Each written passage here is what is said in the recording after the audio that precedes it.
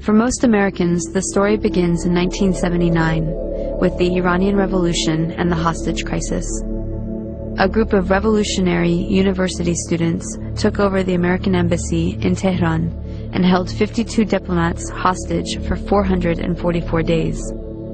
To help burn this into the American narrative, the news show Nightline was created, with a nightly tally of the number of days since the crisis started. But to really understand, we have to go back to 1953, which is where the story begins for most Iranians. This was the year that the U.S. overthrew Iran's democracy and installed the Shah, a pro-U.S. dictator. In 1951, Dr. Mohammad Mossadegh was the first elected official who was appointed as Prime Minister of Iran by popular demand. He saw that the wealth needed to build Iran was leaving the country because over the past 50 years its vast oil reserves were under British control at the hands of the Anglo-Iranian Oil Company, later to become BP, or British Petroleum. So Mossadegh became hugely popular for nationalizing the oil industry and taking back the oil. Hugely popular at home, but quite unpopular with the British government. Britain took Iran to the World Court over the matter and lost. They tried to hit Iran's economy by blockading the Gulf and halting trade. They tried to convince the U.S. to assist with regime change, but then President Truman was not interested.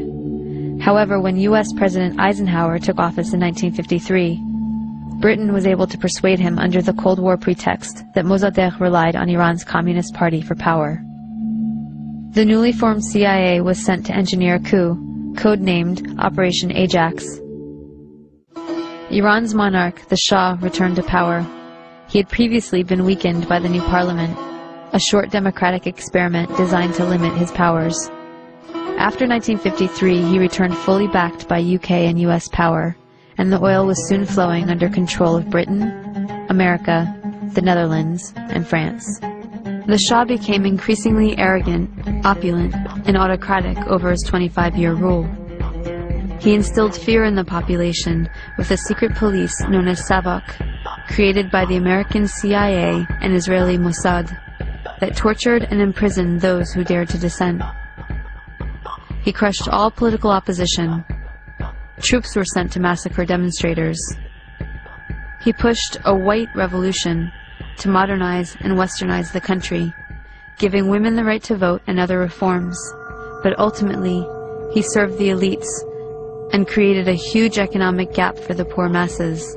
Powerful religious leaders saw that he was forcibly trying to rid Iran of Islam in a country that was 90% Muslim.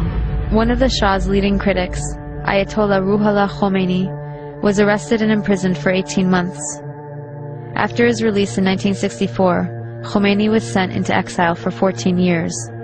From abroad, he continued his anti-US, anti-Shah campaign through sermons on cassette tapes that made their way back into Iran and circulated as people copied and shared them.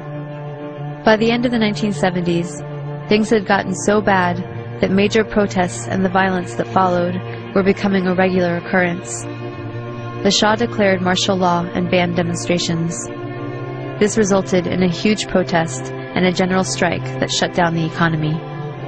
Soon over 2 million people flooded a public square in Tehran, demanding to remove the Shah and for Khomeini to return, and that is exactly what happened. One important thing to note is that the CIA orchestrated the 1953 coup out of the very same American embassy in Tehran that was later the site of the hostage crisis, right after the Shah was overthrown by popular revolution in 1979. The students were convinced that once again the U.S. had plans to overthrow their revolution. In fact, U.S. President Carter did send a NATO general to instigate a military coup, but it failed. Iran and the U.S. had an extradition treaty in force that obligated the Carter administration to return the Shah to Iran as an indicted criminal. The students had 4 demands. Return the Shah to Iran for trial. He had been accepted into America for medical treatment. Return the Shah's wealth to the Iranian people. A promise from the U.S. not to interfere in Iran's affairs in the future. And an apology and admission of guilt by the U.S. for its past actions in Iran. The apology never came. But 20 years later, Secretary of State Madeleine Albright did acknowledge the U.S. role in Mossadegh's overthrow. So Khomeini took power in 1979 and instituted a government under Islamic law. Within a year of the revolution, Saddam Hussein invaded Iran without provocation, seeking control of Iran's oil-rich Khuzestan region and key oil shipping waterways. The resulting Iran-Iraq War from 1980 to 1988 was the longest and one of the most devastating conventional wars of the century. At least 500,000 Iranians were killed. This war further cemented resentment of the U.S. government, as they were playing both sides. On one hand, they were supporting Iraq, providing money, technology, and intelligence, including satellite photography, to help Iraqi bombing raids. The U.S. helped provide Saddam Hussein with weapons by giving him agricultural credits and pressuring Gulf states to give him billions in loans so he could buy weapons from Western Europe, China, and Russia. The U.S. Department of Commerce issued licenses to export materials for Iraq's weapons of mass destruction program. The U.S. continued its support even after learning that Iraq was using chemical weapons against Iran, not to mention against its own citizens, to stop an uprising of Kurdish separatists.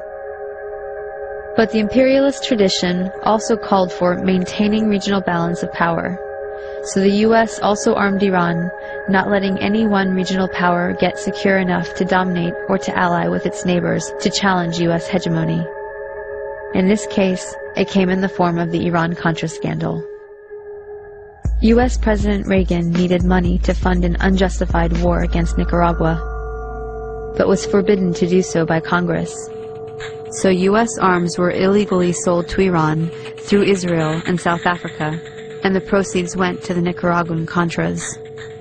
This allowed Reagan to get around Congress to support a campaign of kidnap, rape, torture, and murder for which the U.S. was convicted by the World Court for unlawful use of force. In other words, state-sponsored international terrorism. The ruling was ignored. Khomeini died in 1989, shortly after the war ended. He promised democracy, but essentially had become the next dictator. Although he improved literacy and much-needed health care for the masses, he also imposed censorship, violently crushed political dissent, and attacked women's rights.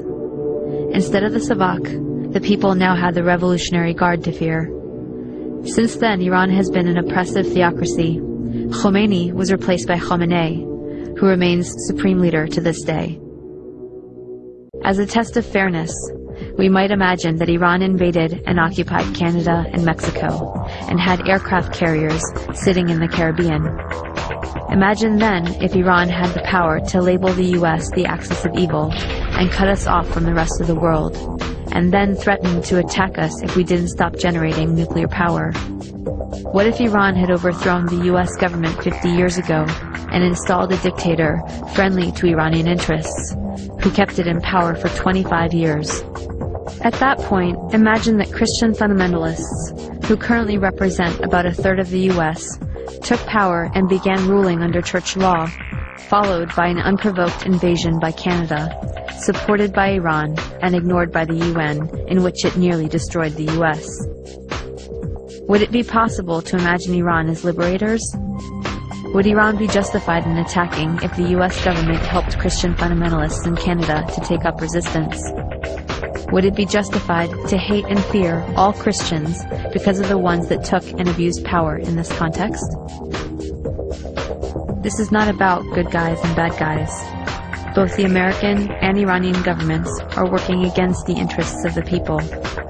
But the deadly game of chicken was begun by the U.S., and the U.S. has the power to end it. We should look at our current policies and actions against Iran, look at some better options, and figure out a way to change the minds of the people running our government and prevent another criminal enterprise that will cost many more lives. It has been done in the past, and if people take action, it can be done again.